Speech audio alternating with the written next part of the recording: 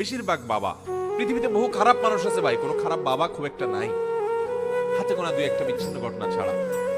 বহু খারাপ মানুষ আছে পৃথিবীতে, কিন্তু খারাপ বাবা, সন্তানের জন্য বাবা কি না করে বলে, কি না করে।